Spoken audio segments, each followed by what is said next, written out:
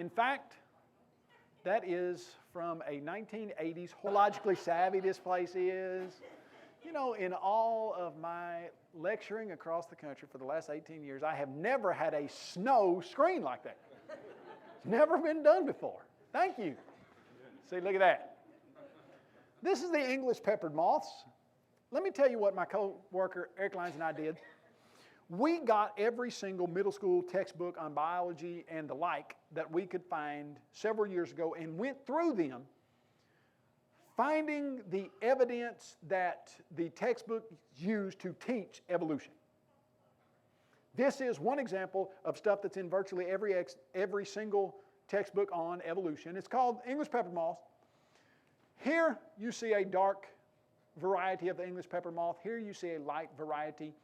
This was from a 1989 general science book, but it is in virtually every single one from then on till now. English peppered moths, here's how the story goes.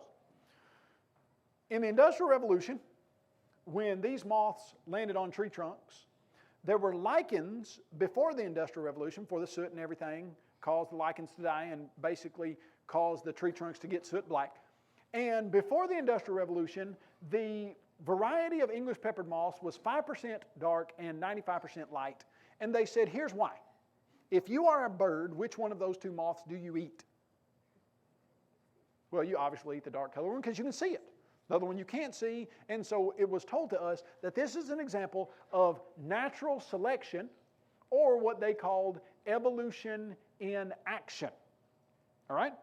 This is going to prove to you that humans evolved from primordial slime multiplied millions of years ago. Evolution in action. Now, after the Industrial Revolution, when the soot killed the lichens on the trees, the population changed from 95% light to 95% dark and 5% dark to 5% light. And we're told this is an example of evolution taking place right before your eyes. Now, here's the problem with that description. Work with me on this series of statements. What is stronger than God? Nothing. What am I holding in my hand? Nothing. So what I'm holding in my hand is stronger than God. I'm going to repeat it for you. What's stronger than God? Nothing. What am I holding in my hand? Nothing. So what I'm holding in my hand is stronger than God? You see the problem there. You know intuitively that something is wrong with that. There's some wordplay, some sleight of word that is happening there, but it's kind of hard to put your finger on it, isn't it? Well, basically what you got is something called equivocation. When you have two definitions of something, nothing, two definitions of it, and you use one definition in one place, and then you use that same definition in another place when you're really talking about something else. Now, let me explain then what I mean in that regard as it relates to evolution. If you are to say, what is evolution? Generally speaking, you will have a person say to you who believes in naturalistic, organic evolution. They will say evolution is change over time. Does stuff change over time? You see that right there? That is evolution in action right there. Stuff changes over time. Everybody knows that. You don't look like you looked 10 years ago. Why? Because stuff changes over time. And so if we were to say, according to that definition of evolution, change over time, do things change over time? Yes, absolutely. But here's what happens. If you were then to say, what's the definition of evolution? Change over time. What's another concept or definition of evolution? Going from non-living, inorganic chemicals to life, and then that life changing from multiple different kinds of life, eventually getting up to humans. That is the generally understood definition of evolution. So when you say, okay, is evolution true? Yes. So humans evolved from slime millions of years ago. Well, hold on just a second. No, change over time is true, but getting humans to evolve from single-celled amoeba over multiple millions of years, that's not proven. But now here's what they're doing for you. They're saying these English peppered moths prove evolution to be true. Now, there's a couple problems with that. You ever tried to get your 5-year-old to be still long enough to take a picture with a rabbit on Easter? I'm not saying I have. Maybe some chicks, a little duck, and a rabbit. Okay, you got a 5-year-old, a 3-year-old, and a 11-month-old, and you're trying to get them all in the frame to take a picture on Easter. It's pretty difficult. You ever tried to get 2 English peppered moths to perfectly sit on a tree trunk right next to each other for a picture? Oh, that's novel, isn't it? In fact, you can even get a picture of a tree similar to one right after the Industrial Revolution in which there's an English peppered moth of each variety on it. How did they do that? That's remarkable. That's amazing. That is fake. Okay, those English peppered moths that you see in these pictures were glued on there, they were pinned on there, or they were caught and artificially placed side by side on these tree trunks so that you would have a picture of it in your textbook. Is that how you find them in nature? No. In the last 40 years, there have been 1 pair of English peppered moths ever, to my knowledge, found on tree trunks. They don't land on tree trunks. They land on the underside of tree leaves most all the time, and most of the time the tree leaves are green, and it has nothing whatsoever to do with whether you can see them or not. Now, the variety did change, the percentage-wise. But hold on just a second. In order for you to get evolution to take place, where you need to add genetic information to the peppered moth genome to get something different, well, that's evolution. When the ratio of variety changes, you don't have evolution in action. That'd be like saying, hey, we got a dog out here. This dog just had a litter of 10 puppies. All right, you got 10 puppies, and 8 of them are white, light-colored. 2 of them are dark-colored. Okay, so what's the ratio of light to dark? 8 to 2, 4 to 1. Well, in a tragic puppy accident, the mom is walking across a frozen pond, and the first several that are going forward, they fall into the pond, they don't make it, and they were all the light-colored, and so 7 of the 8 light-colored just died. And so now our puppy population has changed from 4 to 1 light to dark to 2 to 1 dark to light. What is that? Evolution in action. Except, no, it's not evolution in action, because you've got to have new genetic information. Before the Industrial Revolution, there was genetic information for 2 varieties of English peppered moth. What were they? Light and dark. After the Industrial Revolution, there was genetic information for 2 varieties of English peppered moth. What were they? Light and dark. Did you have a moth grow into anything more than a moth? Did you have it grow a beak? Did you have it grow scales? You didn't have anything like that. You had the exact same genetic information, just in a different ratio of how it played out. This is not evolution in action. So when you are critically considering this, and you're told that they can prove that humans evolved from lower single-celled amoebas, and they give you this as evolution in action, well, you start to think, well, hold on, that's not evolution in action. Now, this was a Canadian textbook writer who knew the pictures were fake. And he knew that that's not really how the English peppered moth actually did things. But he said, I mean, you got to look at the audience. How convoluted do you want to make it for a first-time learner? And he said, yeah, I know it's false, but it makes the point real clear, and so I'm just going to keep using this as an illustration. You don't want to confuse the first-time learner. He says the advantage of this example of natural selection is it's extremely visual. Okay, that's good. It's false, but you can see it real well. That's what he's saying. Okay, suppose I've got this groundbreaking, amazing theory that if you've got a white cow, let's say it's a limousine, Simmental, I don't know, whichever ones are white. You got a white cow, and it eats green grass. It will grow purple spots. And you say, Kyle, that's ridiculous. I've never seen that. No, I can prove it to you. Tomorrow, if you'll come out here, I will have 4 or 5 white cows, and you'll see, we'll let them eat some green grass, and you'll see they'll grow purple spots. And so I bring my cows, and you come, and you are excited to see this, and we let them eat early morning, and next thing you know, right after the sermon series, you go out, and they've all got purple spots that the size of baseballs, just all over them, purple spots. And some of you who are not afraid of cows go up to those cows and you start petting them and you think, wow, this is amazing. And then your forehead itches a little bit, and so you itch your forehead a little bit, and somebody looks at you and they say, man, you got something all over your head. And you got those purple spots all over it, and you take that paper towel and you start wiping on one of those purple spots. Sure enough, it comes off as purple paint. And you say, Kyle, you faked this. That is purple paint. The cow doesn't really grow purple spots. And I say, I know. But the advantage of this example is it's extremely visual. Okay, it's fake, but you can see it real well. You see the problem there? Now let me ask you this. What's up, Dane? The advantage of this particular screen is that you get to see Dane. You can't see now which variety of peppered moth would you probably be able to see better on the poltergeist? What's causing that, Dane? The bad driver. Well, I've got a 15-year-old who just got his permit, and he's getting much, much better. But he did almost hit a truck the other day. We were going down, and he was going, and I don't know, now when I learned to drive, my biggest problem was keeping the car in the middle of the lane, in the middle of the lanes. I had a real big problem with that.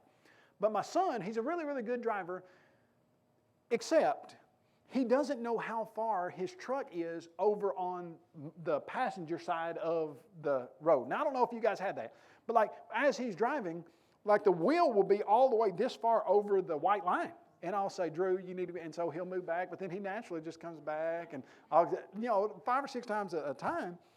And so this time he was getting in a turning lane and thought he was far enough over, and I'm sitting in the passenger side seeing the rear end of this truck coming up, and I say, Drew, you're about to hit this rear end. And he's like, no, I'm far enough over. I say, Drew, you're about to hit this. And so finally he slams on his brakes right in front of the truck where I was looking, knowing he was about to hit that. But anyway, bad drivers. We want to get across the idea of selective adaptation. Now, notice this statement. Later on, they can look at the work more critically. Why don't you want them to look at the work critically now?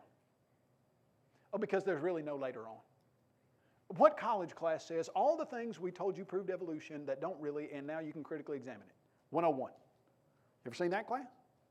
No, there's not a class like that. In fact, one of the guys who was writing about this in the book Icons of Evolution says he went to the terminal end of the degree in science, got a PhD. And he said he had always been taught this stuff on English peppered moths, and never once in any class did anyone explain to him, no, actually there are problems with this. That doesn't prove evolution. Later on is if your kids happen to come to a seminar like this and see that, oh, hey, even these guys who use this stuff as evidence, they admit it's not real evidence, but they just say it works so well they're going to keep using it. Later on, for most kids, now I was at the Smithsonian Museum in Washington, D.C., and I was watching kids pour through the Smithsonian. You know how many kids come to the Smithsonian every single day? Smithsonian Museum of Natural History, 10,000 a day. And they teach all this kind of stuff. And in fact, I'll show you some of the stuff that we've got from there. 10,000 a day. How many kids get to see that Bob Ritter admits that, hey, it's not really true, but later on they'll get to look at it more critically? The 40 that we got here today, multiply that by 10 seminars that I do a year, 400, and I got 3 other people that do with me, so 1,200, 1,600 kids a year, and 10,000 a day are learning it from the other side. You see what we're up against there? That's why you can't put a sticker in this textbook that uses the English peppered moths to prove evolution that says you need to look at this critically, because if you do look at it critically, well, you don't come out as an evolutionist. Ernst Haeckel. Haeckel in 1860 read On the Origin of Species by Natural Selection, said this is the greatest thing I've ever heard. He said, I'm going to find evidence that proves Darwin's evolution to be right, and he came up with this law of embryology. And he said, ontogeny recapitulates phylogeny. Sounds good, doesn't it? And all of his students who wanted to act like they knew what he was talking about said, ontogeny does recapitulate phylogeny. What in the world does that mean? Ontogeny. He called it the law of embryology. And here's what he said. The ontogeny of an organism, the growth from the time it is conceived to the time that it is born, recapitulates, recaps It's phylogeny, it's evolutionary history. So if you zoom in at the right time, you'll find it in a single-celled amoeba stage. Zoom in at the right time, you'll find it in a fish stage. Zoom in at the right time, you'll find it in a lower mammal stage, depending on what kind of organism it is. And he said, look how similar these embryos are. This proves that they all came from a common ancestor and that their ontogeny is going through their evolutionary history. Well, some people in 1874 rather, they said, you know what, that just doesn't look like the embryos that we deal with on a regular basis. I mean, we know what an embryo looks like of this pig, dog, human, fish, etc. We know what they look like, and they don't look like what you've drawn them to look like. And if I understand it right, they asked him, where'd you get these pictures? He said, well, I drew some of them from memory. And then they asked him, and he said, well, okay, all right. Sometimes I would draw the same embryo and label it 3 different things. He said, sometimes I'd draw a dog embryo and label a dog, a pig, and human. He said, but still, this is true. I know this is a fact, and this proves evolution. Okay? Now, the problem with this is, I'm going to let you read from the evolutionist's own pen, atrocious, that's atrocious in German. I won't attempt to pronounce that. Haeckel's distortions did not help Darwin. Now, let's let Stephen Jay Gould explain to us what he means. Haeckel remains the most famous today as the chief architect and propagandist for a famous argument that science disproved long ago, but that popular culture has never fully abandoned. Well, what does he mean that science disproved long ago? Okay, back in the 80s. Before 1900, Haeckel's idea of embryology was disproven. Okay, good, so it won't be any textbooks, that'll be done, it'll be finished. Oh, okay, no, hold on just a second. Gould says, we should therefore not be surprised that Haeckel's drawings entered the textbooks. Okay, textbooks get it wrong sometimes. But we should, I think, have the right to be both astonished and ashamed by the century of mindless recycling that's led to the persistence of these drawings in a large number, if not the majority of modern textbooks. We've known it's false for 100 years, and we're still using it? Why? Well, because nobody has been encouraged to look at this stuff critically. Because we have heard that, okay, we've got evidence that proves evolution, but just don't think about it too much. Don't look at it too critically, because if you do, you're going to find out that, no, Haeckel's embryos have been disproven for 100 years, and they've been in the majority, the vast majority of modern textbooks for the last 120 years. I was, several years ago now, I was up in Maryland. This was when I was in Maryland, right outside of Washington, D.C., presented a lesson on this, and a girl sent me an email back. And she said, I sat through your lecture on English peppered moths and Haeckel's embryos. She said the next week in biology, we went through the evolutionary chapter, and the 2 things that they were using to prove evolution were the English peppered moths and Haeckel's embryos. She said, and I almost laughed out loud, that they were using this as to teach evolution when I knew that that was false, and people had already admitted it. It's exciting to me in one way.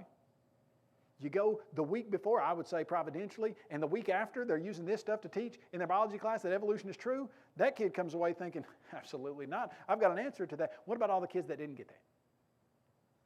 What about all the kids that went into their biology class that next day and the peppered moths were used to teach evolution, and Haeckel's embryos were used to teach evolution, and they bought it hook, line, and sinker, and nobody told them that we've known this isn't true for 100 years.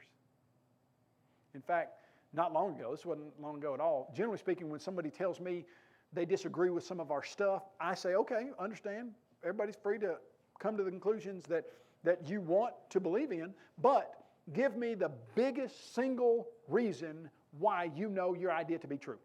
And I try to narrow it down to one idea. Because a lot of times they'll throw out just scores of them. Well, can't be true because this, modern. Okay, so we got a guy who writes to us and says, you guys need to enter 21st century science because everything you write is garbage. Snow again, isn't it? I see y'all's little face. I see it. Y'all are all like, I can see all y'all. Kevin, especially you, Kevin. I saw you over there, buddy. It's like, yep. What branch of the military do you find flying rabbits. I was at my barber. We were telling hair jokes like that, and I said, I guess you've heard every single one of the hair jokes. This is what my barber said not long ago. And he said, well, they're all over my head. And then one guy, looked about like some of us in here, said, I don't have as much hair on my head as I used to. And I was talking to my barber the other day. He said, you've been charging me the same amount, cutting my hair, and I used to have a ton more hair, and now I have a ton less. You should be giving me a discount. The barber said, no, I still charge the same. Half of it now is finder's fee. No, he said. So anyway, work with me on this. So we've been knowing this stuff is wrong. All right, so here you go. That's just two examples. Give you another example right here. Horse evolution. You ever seen that? Okay, if you've ever cracked a biology textbook in the last 60 years, you probably have seen something like this. Now we are being introduced to camel evolution that's presented almost exactly the same way. Horse evolution has been presented in textbooks for decades. George Gaylord Simpson, writing in 1953. Now they knew this in 1953. The uniform continuous transformation of Hierarchotherm into Equus, so dear to the hearts of generations of textbook writers, never happened in nature. Okay, where did it happen? On the page of your textbook. Where did it come from? The mind of the evolutionist. Where did it not happen? In nature. The continuous transformation series, what's that look like? He gets a little bit bigger, his toes starts fusing, a little bit, bam, all the way up to modern horse. George Gaylord Simpson, one of the world's leading atheistic evolutionists in 1953, said that didn't ever happen. We've known it didn't happen for the last 70 years. And yet, it's been in a bulk of textbooks that say this proves evolution. As it relates to that idea, think through what's happening here. We've known the peppered moths don't prove evolution. For 120 years, we've known that Haeckel's embryos don't prove evolution. For 60 years, we've known that horses didn't evolve like that. What's going on here? How is this getting to be used over and over and over in textbooks? Well, here's how. Pull out every sticker that says critically look at this. And tell people, hey, just accept it. Later on, you can think through it. Later on, you can try to analyze it. But right now, just accept it for what we're saying. Don't really think too critically or look at it with an open mind. Just take it for what we're telling you, and later you'll be able to figure it out. Well, you see the problem there. Here's what you're told in most textbooks, that similarity proves that things are related. And so they'll put a picture of a mother dog and a baby dog, and that baby dog will look very much like the mother, and they'll say, what does that show? They're related. So if you say anything similar, then it has to be related in some shape, form, or fashion. And they'll say, if you were to look at the human wrist, the cat ankle, the whale wrist, and the bat wrist, you would see several similar bone structures, and that proves relation. Now, here's the problem with it. Does similarity sometimes prove relation? No, absolutely, positively. I've got a guy right now that you could put him in a picture, and you could take a picture of his kid when he was 3 years old, and there is no possible way you would ever identify that child as anybody else's kid but his. Spitting image of his dad. But does similarity always prove relation? In fact, lots of times similarity doesn't prove any type of relationship. Lots of times it proves similar designer or similar structure that's used for similar things. Now, let me explain to you what I mean by that. If you were to go out into this parking lot, virtually every single vehicle out there has got 4 wheels. Almost every single one of those wheels, they've got 4 rubber tires. Now, is it because those cars are related to each other? No. Here's what you're going to deal with. You've got those rubber tires are all running over the same roads. Those cars are all using the same type of fuel. Generally speaking, you got diesel, gas, etc., but they're using the same type of fuel, using the same roads. They have similar structures because 4 wheels works the best on the terrain that you're going to be driving on. Now let's ask ourselves this question. If God created all of the animals and He created humans, They're going to eat the same kind of food. They're going to drink the same kind of water. They're going to live in the same types of environment. They're going to need to breathe the same types of air. Wouldn't it make sense that God would use similar structures in His design? In fact, not only would it make sense, but you would expect God to do that if He wanted humans to be able to use animals and look at animals to learn things about how humans can get better, or what medicine would do to humans, or what this chemical would do to a human, and see how that relates to the animal world. Similarity does not necessarily prove relationship. In fact, it's a great answer that similarity would prove a common designer. So what I would then say to the evolutionists is simply this. I know that in certain situations, similarity proves a common designer. Those wrist bones are similar, therefore they have a common designer. Would the evolutionists ever let me use that in an argument and say, oh, okay, yeah, I got that? No, they never would. And yet, on the other hand, however, they expect us to say, I know that in certain situations, similarity shows a common relationship. These are similar, therefore it shows they're related. Well, no, it doesn't. It doesn't prove that at all. It only proves that if you start saying they're related and assume that that's true. Continue with me. Are these tables related? They've all got 4 legs. Why in the world do those tables all have 4 legs? Some tables have 3. Most tables don't have 2. That'd be a little bit more difficult. Why don't some tables have 2? Well, you could find a table with 2, maybe. Well, that's going to be real hard to balance that table. The reason that all 4 of these tables have 4 legs is not because you have any type of relationship. What you have going there simply is a commonality in structure because they're all needing to do the exact same thing. There's a reason why the thought process of critically analyzing evolution is not encouraged in the public school sectors. Now, when I say public school, let me tell you what I mean by that. I grew up in a public school that had 28 people in my graduating class. The principal was a member of the church. The vice principal was a member of the church. The valedictorian was a member of the church. The salutatorian was a member of the church. The English teacher that taught senior English was a member of the church. The coach married a lady who was a member of the church who was later converted within about a year or 2. The geography teacher was married to a member of the church who he became a Christian not long after that.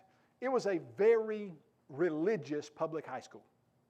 And by that I mean, when you went into my English teacher's class, she explained to you that she believed that there was a God, and she believed that there was evidence to prove it, and she was going to tell you that, and it didn't matter. That's how she was going to do things, and she had been there for 35 years, and that's how she was always going to do it. And that's just how it was. Now, you might be in a public school system where you teach right, and you avoid teaching the incorrect stuff, or even, when my kids come to me and they say, hey, we learned this about evolution, I say, okay, yeah, let's look at that. Do I want my kids to know everything there is to know about evolution? Sure. I want them to critically consider it so that I can say, all right, did they tell you that the English peppered moss prove evolution? Good, let's look at that. Okay, English peppered moss don't, but now you know the arguments they're using. I'm not afraid of the teaching of evolution. In fact, I read every atheistic book that comes out on the market to know what they're saying. I'm not afraid of that. But we need to understand that the one-sided presentation of evolutionary theory where nobody is there to answer it is going to cause faith problems with our kids. And that's what's being done in many places across the country.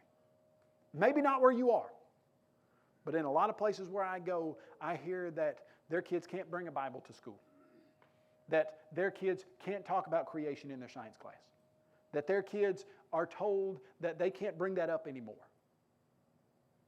And here's what our job is.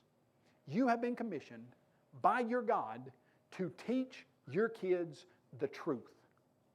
And the truth is, God created them in His image, and they are not products of blind evolutionary random chance processes over multiplied millions of years. They are here for a purpose. They are here because God created and designed them exactly how He wanted them, and they are not random chance products of a system that doesn't care anything about them. They are children of a Creator who put them here, who loves them and knows how many hairs are on their heads. Now, if you think you're going to be able just to send them to wherever they go to get an education and not prepare them for what's going to come, and they're going to come out as faithful, believing creationists, most of the time that's not going to happen. Because they're not encouraged to look at the other side. You know, the proverb writer said this: whoever presents his case seems right, whoever presents it first, until his neighbor comes and answers him.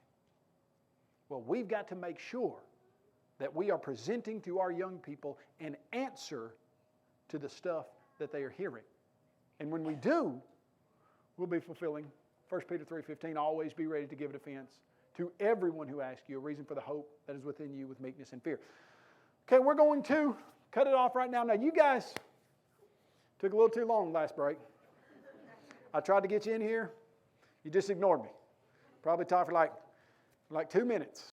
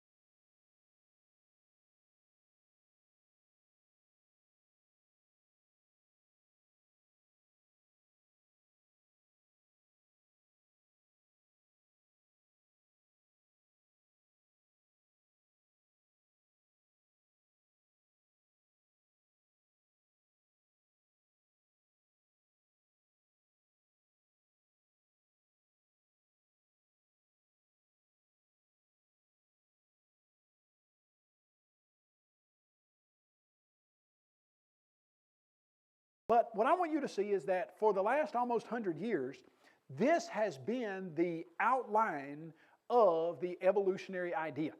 That in the beginning was matter, and that matter begot the amoeba, the worm, the fish, the amphibian, the reptile, the lower mammal, the lemur, the monkey, who begot the man who imagined God. This is the genealogy of man. Okay, that's standard. And that's what you expect atheistic evolutionists to teach. It's not what you expect people who call themselves Christians and read the Bible to teach. In fact, that idea right there cannot be reconciled with the book of Genesis for any number of reasons. Reason number one, the order is not even the same as to what order the animals and humans appear in things. Because if you were to compare, hey, when does evolution say that this particular kind of animal appeared? And then when does it say that this particular kind of animal appeared? Well, I'll give you for instance. Right now, if you read or watch any dinosaur material, what do evolutionists say dinosaurs evolved into? Birds. They suggest to us that dinosaurs evolved into birds. What's the problem with that? Genesis chapter 1, day 5. What day were birds created? Day 5. What day were land animals created? Day 6. So even the order of things doesn't fit with the reading of the first chapter of Genesis, etc. Even your order is out of whack. So what I'm telling you is that's what you expect from an atheistic evolutionist. It's not what you expect from a Christian. It's not what you expect from somebody who's reading their Bible. And yet, many times that's what you get. This is a poster that we took a picture of that was on the wall of a university that's associated with the Lord's church that is giving you the supposed origin of life. Single-celled amoeba, to the worm, to the fish, to the amphibian, to the lower mammal, to the lemur, to the monkey, to the man. In pictorial form, exactly what Charles Smith said, and it was presented on the wall of the science building at a university associated with the Lord's church. Now, if I understand it right, that's been taken down subsequently after this picture was taken, but that's what was being taught, at least in pictorial form, at this particular university. Lucy, supposedly our primate ancestor. Fact of the matter is, there are several very serious problems with this idea. The first being that Lucy probably was not even a female. It was probably simply a male, small pygmy chimpanzee. And there are a number of reasons you could show that. Don't have time to do that. But you expect from the atheistic evolutionary community the teaching that, okay, humans evolved from lower mammals, like Lucy. You don't expect that from members of the church. And yet, I guess it was a little while back now, one of the nieces of my coworker, Eric Lyon, she was going to a university associated with the Lord's church, and she was in a night class, and in that class, it was cultural anthropology, I think she was learning, and they explained to her that Lucy was our primate ancestor, and that bones such as Lucy's bones prove that humans evolved from lower mammals. Now, they do no such thing. You don't have time to deal with that. But here's what I'm saying. It is often the case that people in our culture, they want to be accepted by the very most intelligent people. And they want to be accepted in their religious church groups. So they want to say they believe in the Bible, but they also want to say that they believe in evolution. So what happens when you are holding to both of those ideas? What do you do then? Well, lots of times what happens is a person will take some ideas from the Bible and they'll take some ideas from evolution and they'll cram them together. And when they're talking to their very educated, scholarly friends, they'll say, yeah, I believe in evolution. And when they're talking to their friends at church, they'll say, yeah, I believe in the Bible. And their belief in the Bible and lots of times their belief in evolution is both of those beliefs are jammed together, and what you see is a compromise of the biblical text. And so there's a reason I call this lesson Creation Compromises. It's because when you start looking at this idea of the evolution somehow being shoved into the Bible. There's a singular point of contention that if you deal with it, you can show it could never happen. And that's the idea of millions of years, the age of the earth. Now, here's why I deal with this topic in this lesson. A lot of people, they say, Kyle, that's not a salvation issue. You shouldn't even be dealing with it. The age of the earth is not a salvation issue. You shouldn't even be dealing with it. It's not a central tenet of Christianity. It doesn't have anything to do with the gospel. Well, our fathers say you can worship on Mount Gerizim. Yours say you got to worship in Jerusalem. Where is it? I want an answer to this. Was that a salvation issue to her? Was the place where you worship a big deal to her? Is it a big deal to you? Have you ever had somebody say, well, you worship on this side of this mountain up in West Virginia. We worship on the other side. You can't be a real Christian because we worship at a different place than you. Never been an issue for you, has it? Because there are some times and some places where different things are issues to people's faith. Now, I want you to listen to this real close.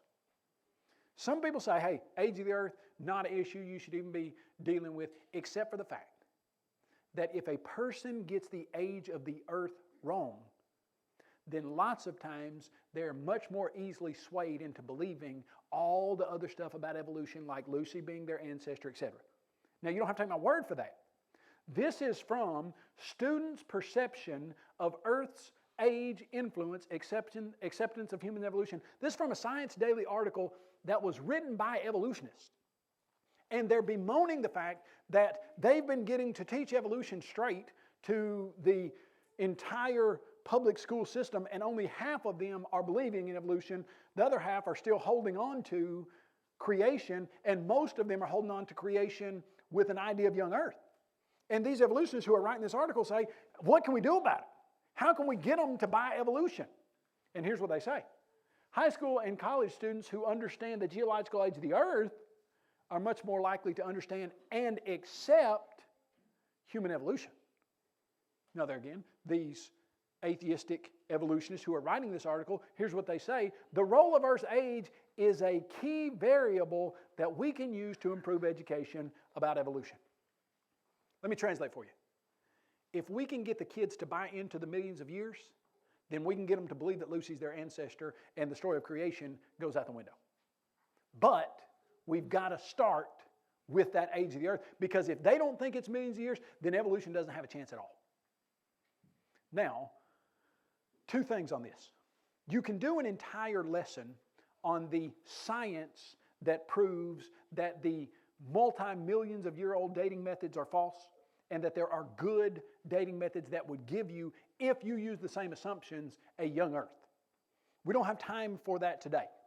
But here is where I think the Lord's church needs the most attention. About everywhere I go, I'll have people sit in this audience, and if I have 150 people, there will be 10 or 15 of them that will say, yeah, I believe in creation, but I think God took millions of years to do it. I think He used evolution to bring about what we see. So yeah, I think God did it, but I think He used evolution.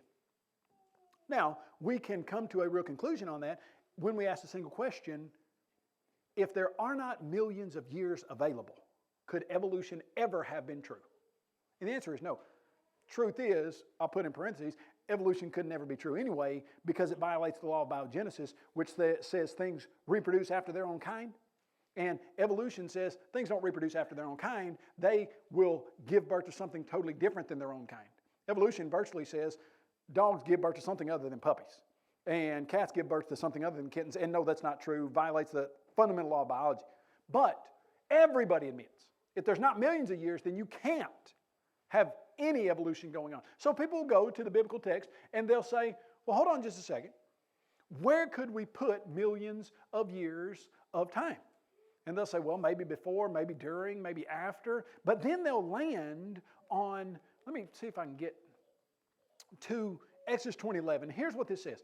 In 6 days, the Lord made the heavens, the earth, the sea, and all that is in them. Now, if you're going to say you believe in what the Bible says, and you come to a statement that says, in 6 days the Lord made the heavens, the earth, and the sea, and everything, how are you going to get that to mean billions and billions of years?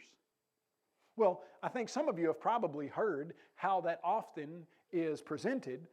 Supposedly, okay, well, hold on just a second.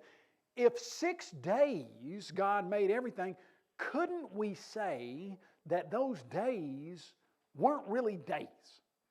That they were actually millions and millions of years of time. Couldn't we say that? Because, over in 1 Peter chapter 3, where it says 2 Peter chapter 3, for the Lord is not slack concerning his promises, as some count slackness, but is long-suffering, not willing that any should perish, that all should come to repentance. And then you start reading, for with the Lord 1 day is as 1,000 years, and 1,000 years is as 1 day. So doesn't the Bible say that a day could be 1,000 years or 1,000 years a day? Isn't there some play in these words? Couldn't we get millions of years in the days? And so that's what happens lots of times. People will say, well, if 1 day could be 1,000 years, then it could be 1,000,000 years. Well, first, let me just say, you don't need the days to be 1,000,000 years each. You don't need them to be 1,000,000,000 years each.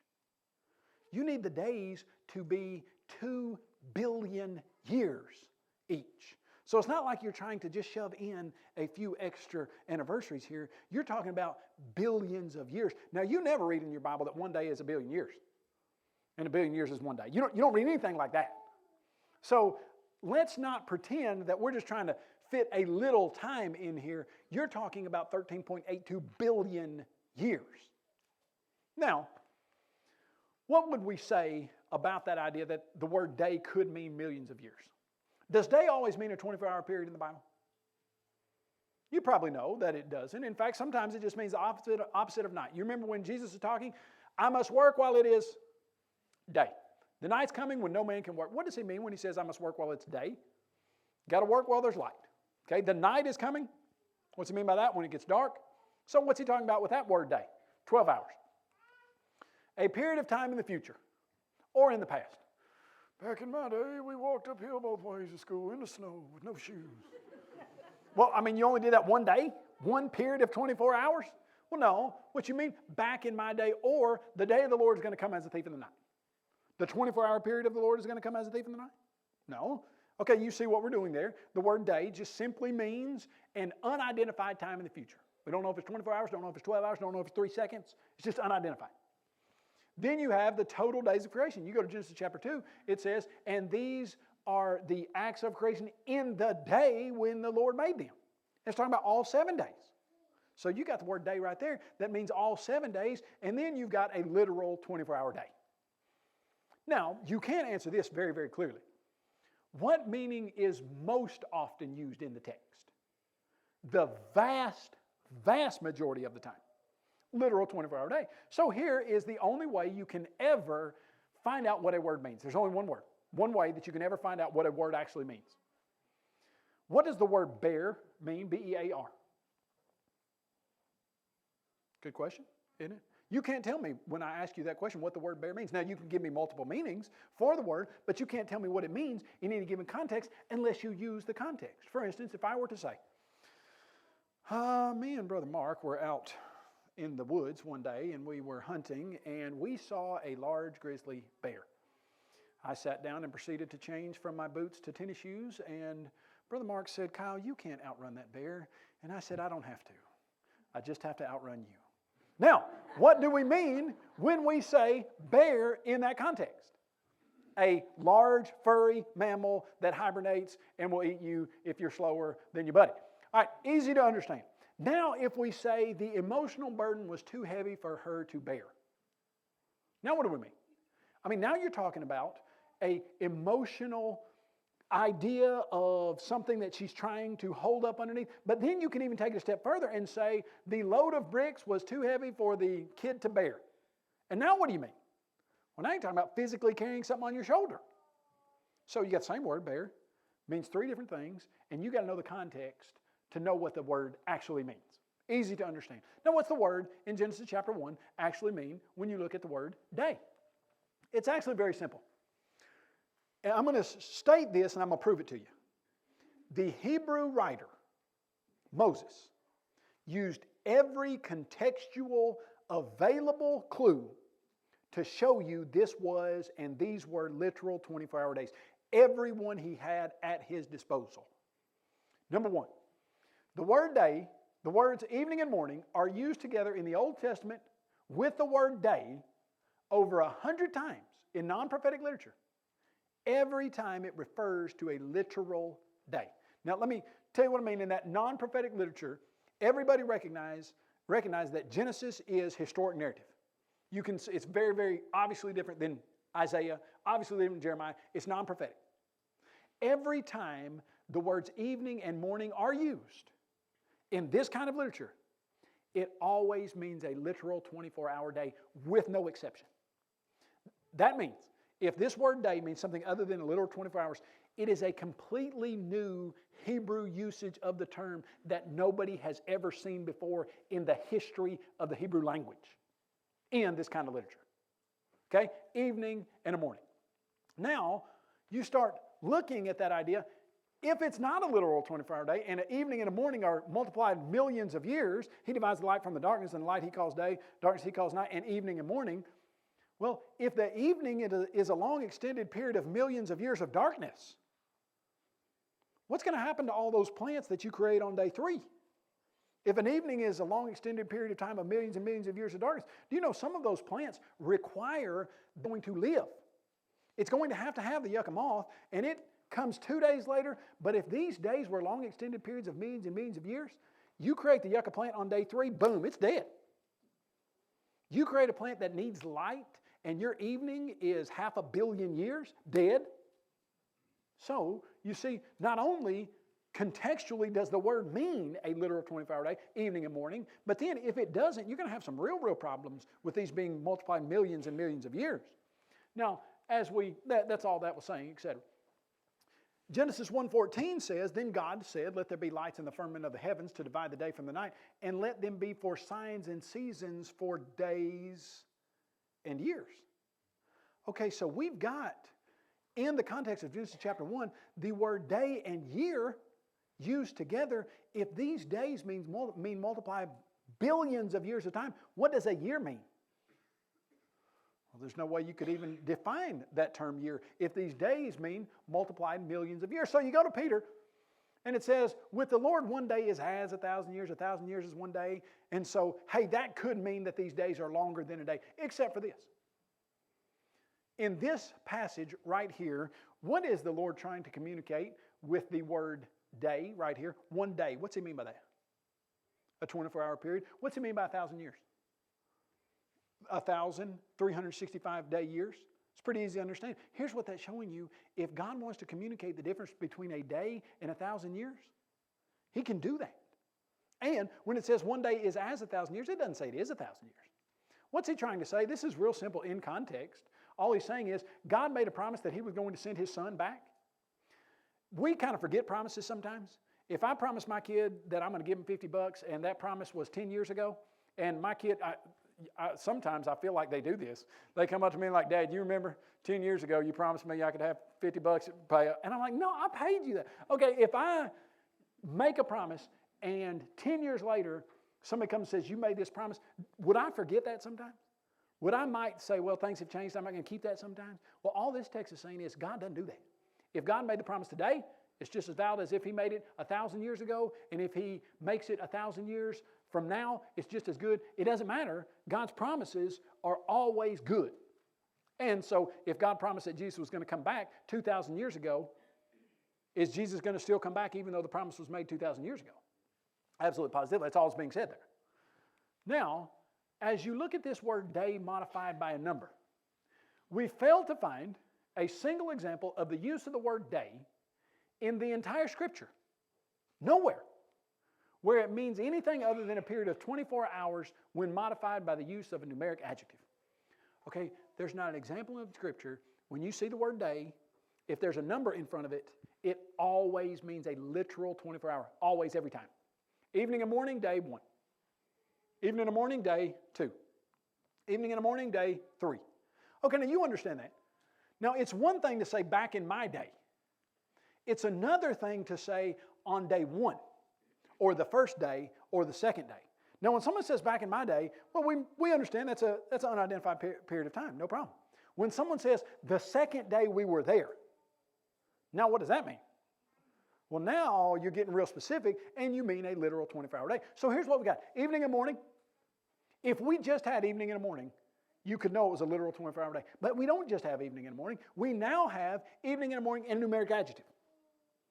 So, what's Moses doing here? Everything he's got to give you that it is a singular 24-hour day, he's giving it to you. Evening and morning, numeric adjective. Now watch this. The word day appears in its plural form 700 times in the Old Testament, and it always means a literal 24-hour period when it's found in non-prophetic literature like Genesis or Exodus. Now, let's look in Exodus. For in 6, what is this right here? Yamim, literal, plural days. The Lord made the heavens, the earth, the sea, and all that is in them. Do you understand that in all of Hebrew literature, there's not a single example ever of the word days being plural in historic literature like Exodus and Genesis, where it does not mean a literal 24-hour day? Now, you start thinking about this, and you start realizing that there's something going on. Let's go back to the context of, work with me, where did Exodus go? Right, Exodus. What's the context of Exodus chapter 20? The Ten Commandments. Remember? God starts out with, you shall know other gods before me. Don't make any graven images. Honor your father and mother, etc.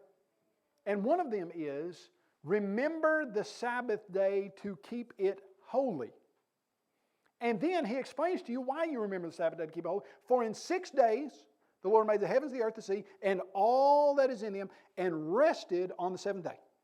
Therefore you work for 6 days, and you rest the 7th day. That was the covenant that he made with the Israelites. Now you start looking at this, and you start asking the simple question. You've got natural phenomena for virtually every time frame and time period that we've got in the world. What brings about a day? You got the earth on its axis. It spins around once in 24 point something hours, and that gives you a day. Okay, what brings about a year? That earth, sun, the earth going around the sun in 365.24 days, that gives you a year. What gives you a 7-day work week? What natural phenomena? Is there a moon cycle? No. Sun cycle? No. Do you know that virtually every single civilization in the history of the world has had a 7-day week? Now, where'd they get it? Now, here's the fact of the matter. If you believe in an all-powerful God, could God have created the world in 6 seconds? If he wanted to. Could he have done it in 6 billion years? If he wanted to. Could he have done it in 6 nanoseconds? 6 picoseconds? Could he have done it in any time you want? He could have done it any time he want. So why does he say he did it in 6 literal days and stopped working on that 7th day? Well, then he tells the children of Israel, here's why I did that. So that you work 6, now hold on, this is real easy to follow. You work how long? 6 days. Okay, how long are those days? Millions of years? You work 6 long periods of millions of years and rest on 1 long period of millions of years. Does that make any sense? None at all, does it? In fact, God is telling you, I created the world in 6 literal 24-hour days, and I rested on the 7th literal 24-hour day so that you would have a pattern for your work week, and every civilization from the beginning of time has followed that pattern, and there's not a natural phenomenon, one, that would give it to you, except if that's how God created the world. And so you see, the context there has to be a literal 24-hour day. It has to be. Otherwise, what he's telling the children of Israel wouldn't make any sense. And let's continue to follow this line of reason. Supposedly, and now check this out. This is very interesting to me. 13.82 billion years ago, it never really happened. There's really never been 13.82 billion years. But if it did, you need to look up here and see this illustration.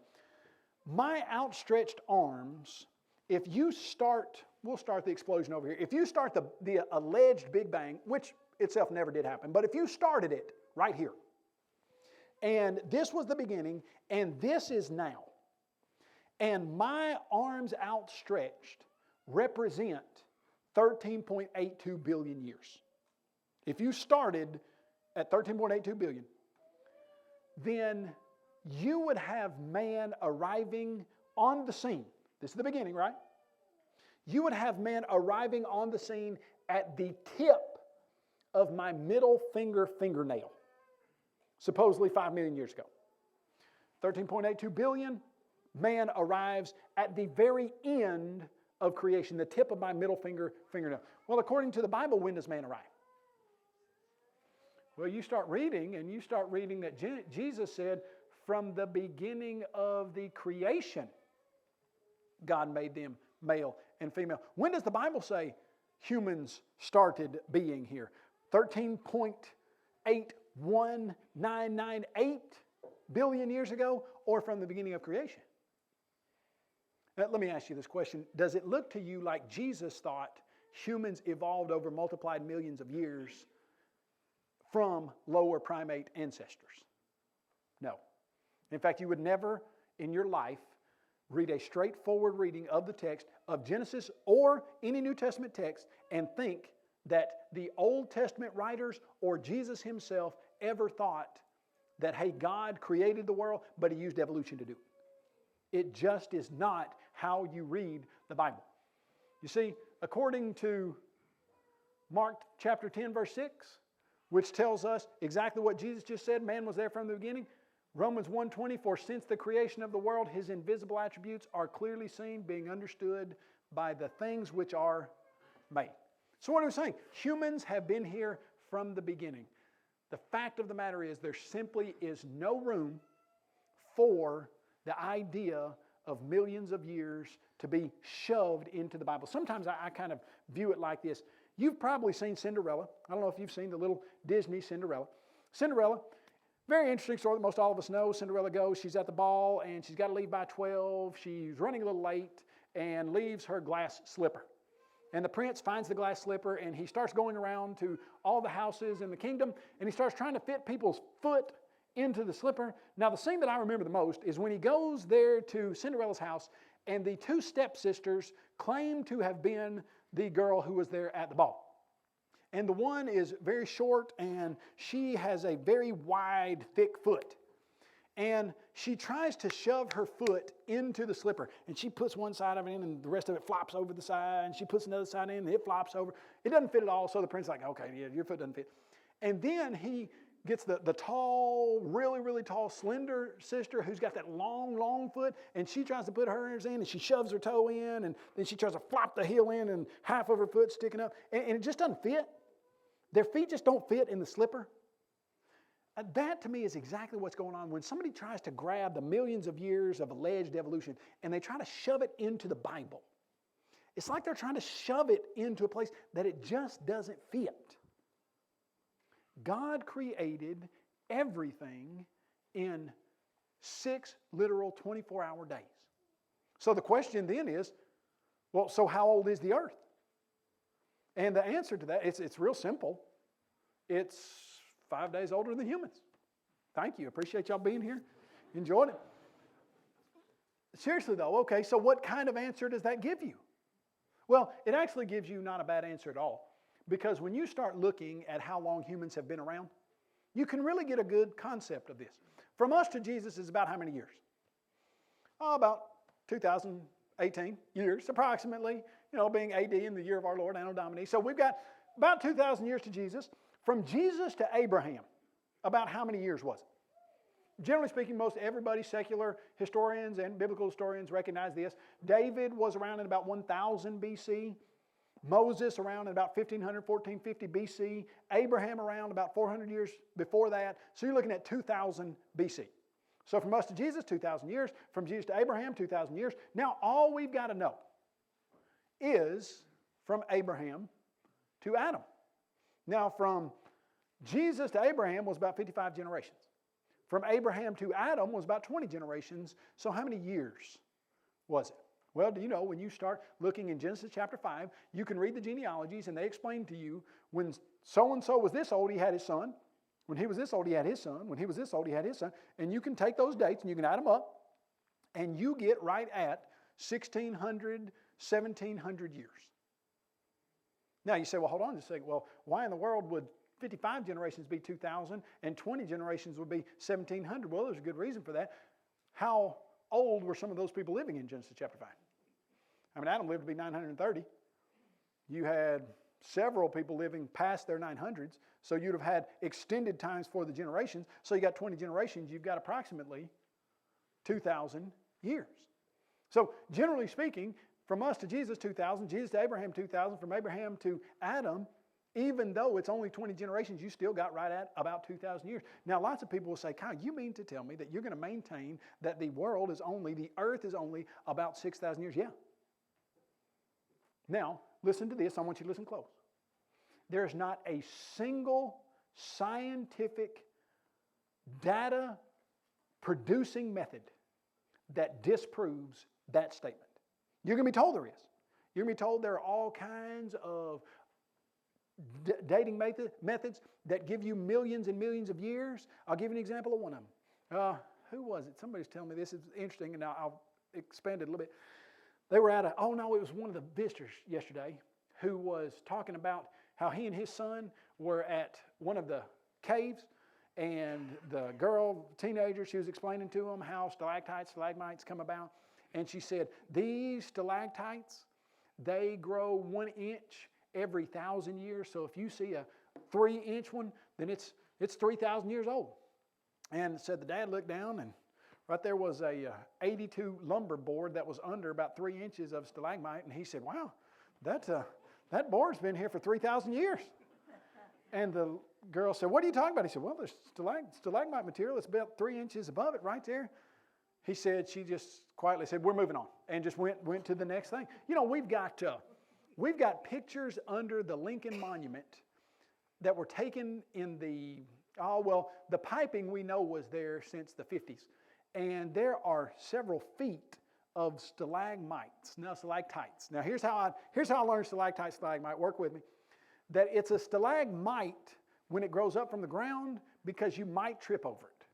It's a stalactite because it hangs from the ceiling and it hangs there really tight. So, these are stalactites hanging from poles off the Lincoln Memorial underneath it, the piping, and some of them are several feet long, and we know they've only been there for 40, 50, 60 years. Now, every one of the dating methods that you will ever hear that supposedly gives an old earth are all based on the same assumptions. 3 primary assumptions. Number 1, I won't go into all the assumptions, but that the rate of accumulation or decay has always been the same, that nothing's touched the sample in the last supposed 4.5 billion years, and that the sample had a certain amount of something there or not there to start out with. Things that you just simply don't know. If I were to hold up a candle and I were to light it and you watch this candle burn and I ask you, hey, how long has the candle been burning? Well, you're going to have to know some stuff how tall was the candle before it started? Has it been burning at the same rate because maybe the oxygen level in this room started getting much, much less because it feels like the air conditioner went off and we're all burning up hot, and I don't know where that came from, but maybe that's what happened and the burning started doing. Okay, you see the problem.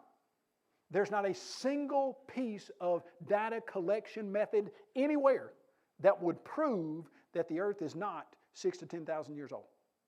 Now, if you let me use the same assumptions that all the old earth stuff uses, then I can produce some 60, 70 different methods that will give you an age of the earth in thousands of years, sometimes even in hundreds of years, although we know that can't be the case because the dating methods are flawed.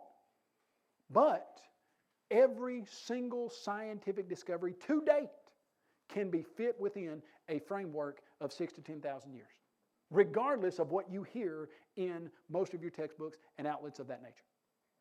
So, as we look at this, do you need to fit evolution into the Bible? Number 1, not only does it not fit, but you don't need to fit it because it never was there in the first place. You see, in the beginning, God created the heavens and the earth. And that story that you read about in Genesis, a straightforward, easy to understand story that you can literally tell your 3rd grader and they can understand every bit of it. That in 6 literal 24-hour days, God created the world and everything in it. And He created humans in His own image from the dust of the ground, and He created that first woman from the rib of that first man and brought her to Him, and those two became one flesh, and that was the pattern for families for all time. And that was the air conditioner that just popped on, and for the next 10 minutes. We're going to really enjoy it. It's awesome. Was it ever necessary to try to accommodate the false idea of evolution into the true account of biblical creation? Never has been.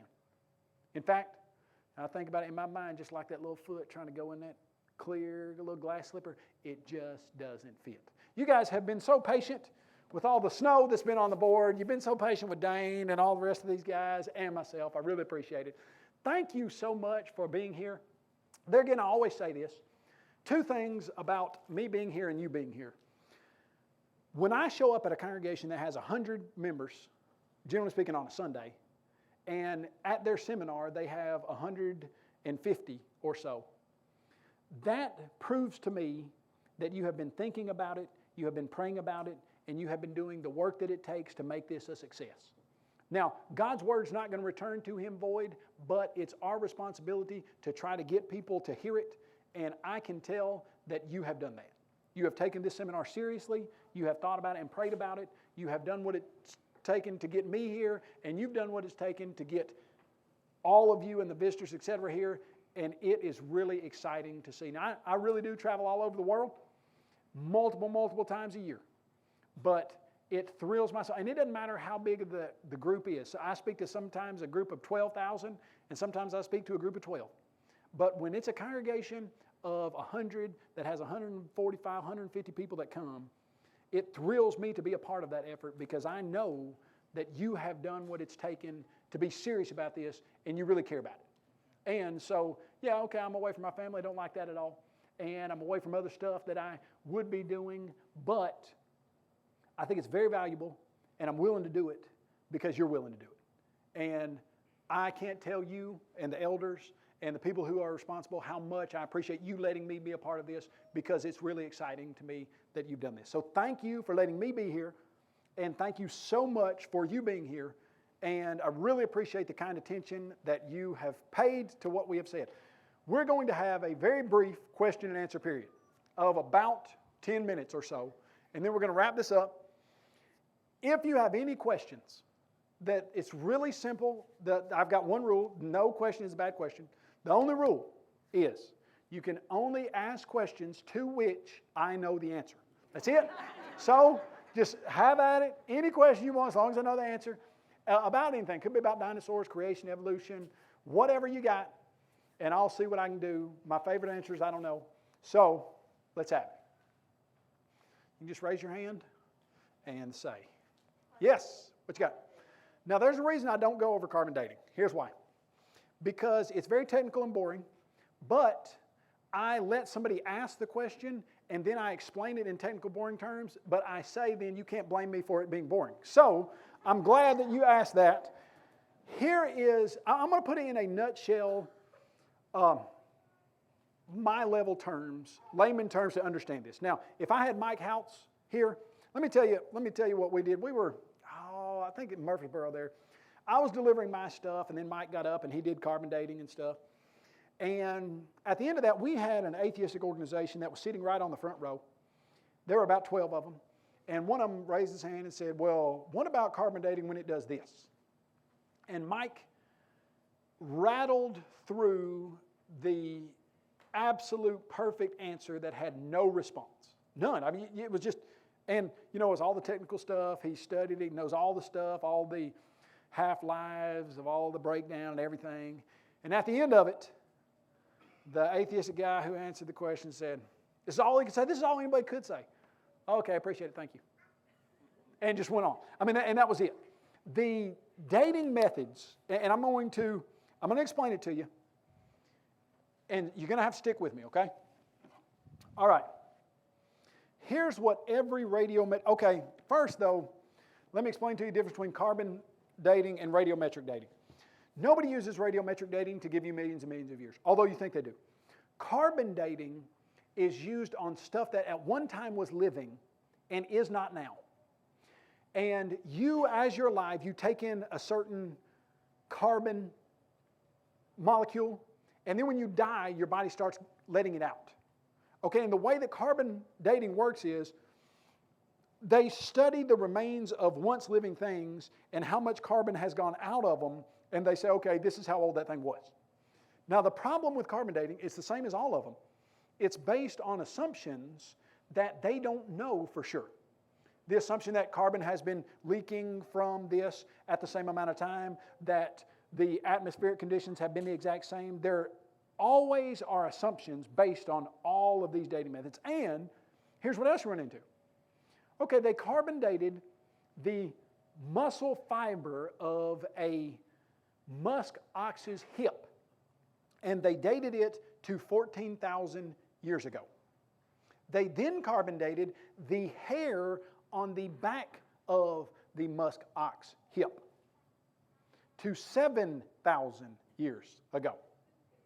So you had a hairless musk ox that lived for 7,000 years before it ever grew any hair. Okay, you see the problem with it. The assumptions used for the dating methods are flawed all the way around. Now, if you grant the assumptions, okay, yeah, that's exactly right. But you don't know the assumptions. And now, work with me, I'm going to show you what that means. Radiometric dating is how you get the millions or billions of years. And it works with radioactive elements that break down into other elements. So, let's say that you've got uranium-238, and we got 100 ounces of it. We're going to say this is 100 ounces of uranium-238. It has a half-life, supposedly, of 4.5 billion years. Now, here's what that means. In 4.5 billion years, half of this 100 ounces is going to have changed from uranium-238 to lead. Okay? All right, so now, we now have a sample. You have 50 ounces of uranium-238, 50 ounces of lead.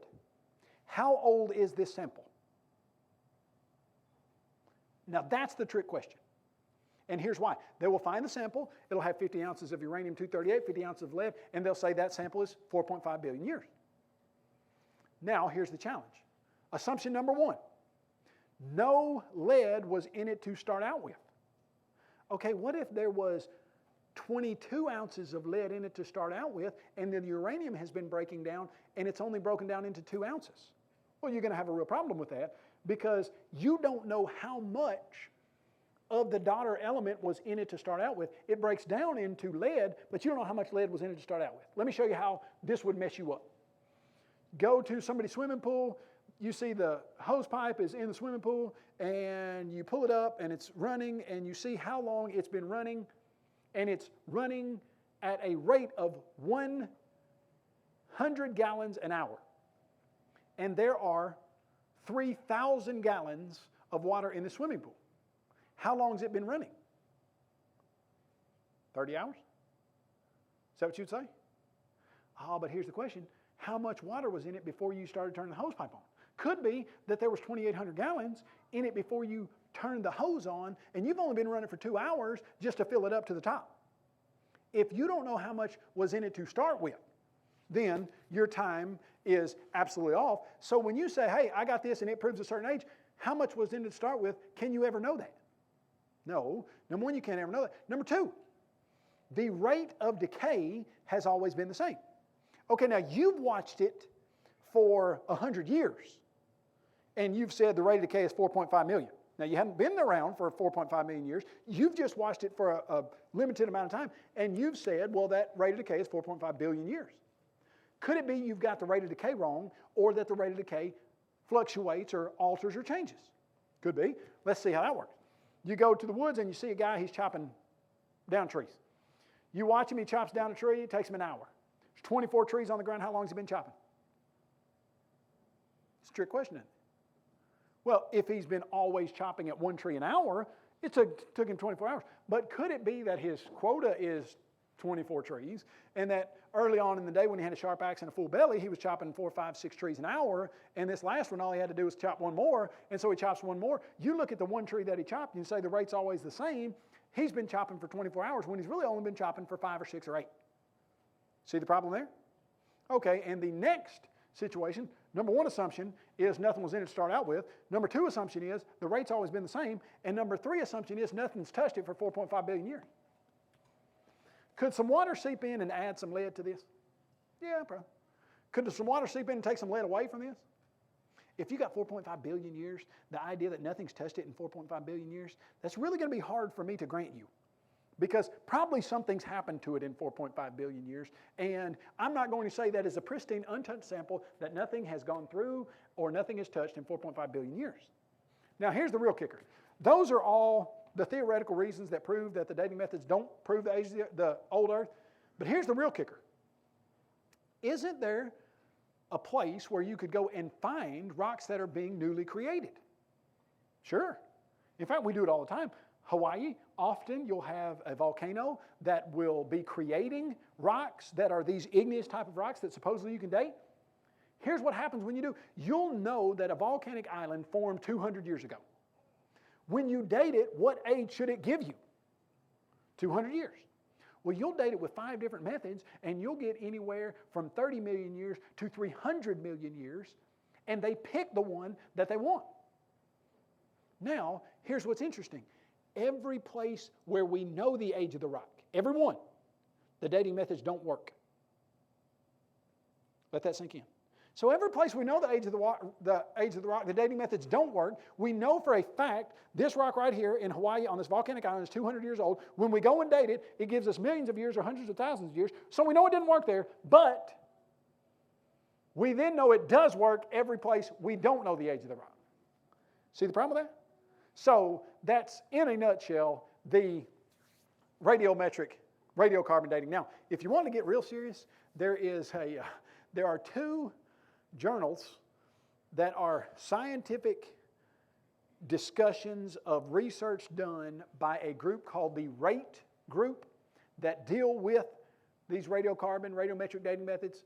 You can get a abbreviated version on a popular level called Thousands Not Billions by a guy named Donald DeYoung that walks you through all the stuff that I just talked about. And it's really great reading if you want to fall asleep at night. It's really exciting. Yes? How are you received on college campuses? Are you invited to speak for liberal type institutions? Here's how. Virtually every university has a Christian organization that is student-led. And so when the student-led organization invites you to come in, you can come. And that's the bottom line. The participation is pretty good. Lots of times, like when we go to, I'm trying to think, the Mississippi State, I think it was, we had probably 300, 400 people show up. And like if the atheistic meeting was that night and they let out and they came to the deal. So, but mostly it's done by the student Christian organizations. So like at the University of North Alabama, where I was down in Florence, the Christian Student Center, it's the student center that is associated with Lord's Church, they got the debate up to do with me and Bart Ehrman. And so he's a professor at the University of North Carolina. UNA is just what we would call just a secular, governmental operated state school. But because it's the Christian Student Center, well, then they can rent the venue, and we had, I think, about 1,500 people that showed up for that one, and they just put it on. So, some, but not much. As far as you'll get some atheistic pushback from it, but just as far as like when you show up, any kind of protest or demonstration or anything like that, not much at all. That's a good question. So if you could get with the, Fairmont State, we could get on the campus. We do sometimes, and your best bet is to get Mike House to come do it because he does a phenomenal job. All right, good question. Another question. Other questions? If you don't ask questions, we're just going to make you sit here for 10 minutes. It's okay. You might as well ask a question. We've got 10 more. Come on. Well, yes, sir.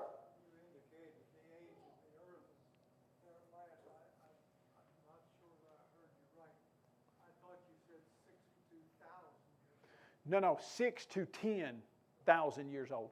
And the reason that I say that is when you start looking at those genealogies, there are things about those genealogies where it will say, well, Terah was 70 years old when he had Abraham, Nahor, Well, what that means is he was 70 when he started having those, and the oldest one was born when he was 70, but the other two could have been born when he was 78, 80, etc. So there's a little play in those genealogies.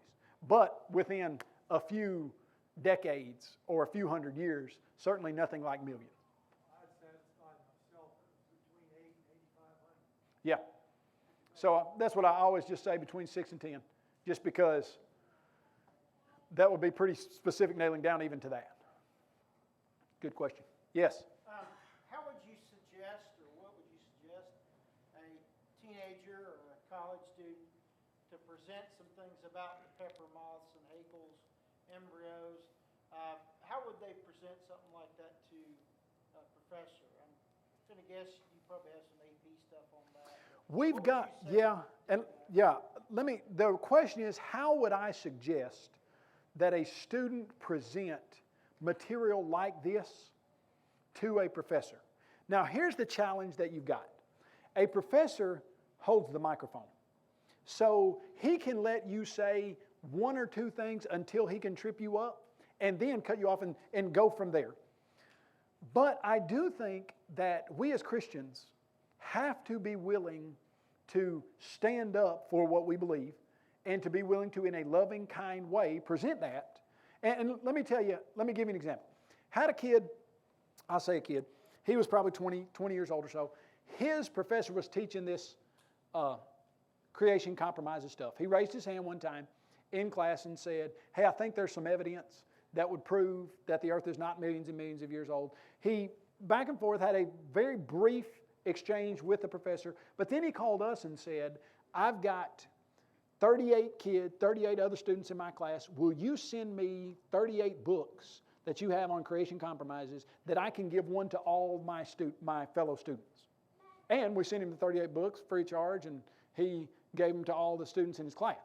So I do think one of the best ways to do it is respectfully and kindly register a differing opinion. But there's no way you're going to get a chance most of the time to present that in any type of robust way that will be able to give them the information. So then I would just say, find a way like that guy did to get them a more in-depth resource, because here's what we know. Out of the 30 kids that are in that class, 28 of them are probably just thinking about making an A and don't really care what the subject is, but 2 of them might have had a serious thought about this and want to know the truth on it, and getting them the material might hit those 2 kids. So that's what I would suggest. It's a very good question. All right, last question. This is it. We're done. Somebody comes up with one more question, you can get us out of here. What you got? Let me say this. Apologetics Press has been going now for right at 40 years. Virtually every question you will ask on this kind of stuff, we have someone well qualified who has answered the question on our website. Our website is apologeticspress.org. If you get one of the little bookmarks back there, one of the Reason Revelation magazines, or even one of the Discoveries, I think Discovery might even have the website on it, that will take you to our website. Now, this is not, I'm not bragging in any sense of the word, but our website is one of the most often used websites in the world for questions of this nature by people of any type of Christian, like that would call themselves Christians at all. And what I mean by that is, we've got more stuff on our website on alleged Bible contradictions than anybody else in the entire world to my knowledge. There's nothing like it anywhere. You go to our website, you hit Genesis, and there is an answer to every alleged contradiction that touches Genesis. You hit Matthew, answer to every alleged contradiction that touches Matthew. Literally hundreds and hundreds of them. If you type in Christian evidences, Apologetics Press comes up, I think, very first on Google. And we don't pay for that. It's just that's how many people come to our site to access our information. And so if you've got any question on this stuff, you will find a lot of it. I mean, I'm talking 95, 98% of it. In fact, if you have a question that we haven't answered, most of the time what happens is people send me an email that says, hey, do you have this on your website? And I look, and if I don't find it, we write one. So if it's not there, send me an email, kyle@apologeticspress.org, and we'll write an answer and put it out there. But any of this stuff we've dealt with, if you want more in-depth, if you want a 5-minute video on it, we got that on our website. You can get any chunk of it you want. You want a 5,000-word article? We got that. You want a 10-minute video? We probably got that. You want a little tract on it? We got that. Any of that, we've probably got on this stuff. I'm going to count that as the last question, and I'm going to turn it. You got any more announcements? Anything else? Anything? Well, let's close with a prayer, and then we will be dismissed. Let's pray. God, as we get to talk about your awesome creation, it's so fascinating, and your text, the Bible, answers so many questions for us. In fact, every question that we have that's pertinent to who we are, why we're here, where we're going, you've included that in that book. We thank you for that. We thank you for the hearts of each of the people that have attended today. Thank you for their willingness to learn. We ask that you'll please help all of us to approach every topic and to test all things, hold on to what's good. Lord, we know that we as humans make mistakes, and we thank you so much for forgiving us of our sins. And we know that you as God do not make those mistakes, and we thank you so much for being the perfect creator who has designed a world that is the best possible place that we can learn to love you. Lord, please help us to always keep our hearts and minds open to you and to learning to love you deeper and more every single day. Thank you for the Barrackville congregation and the time we've gotten to spend together. We ask that you'll please bless the rest of this series tomorrow morning. We ask you'll please bless each one of these people as they leave to go their ways. Please help us all to always follow that first command that Jesus reiterated to us in the New Testament, to love you with all our heart, soul, mind, and strength. Thank you for letting us be here. Thank you for giving us the health to come out, and thank you for sending your Son, Jesus. It's in His name we pray. Amen. You're dismissed.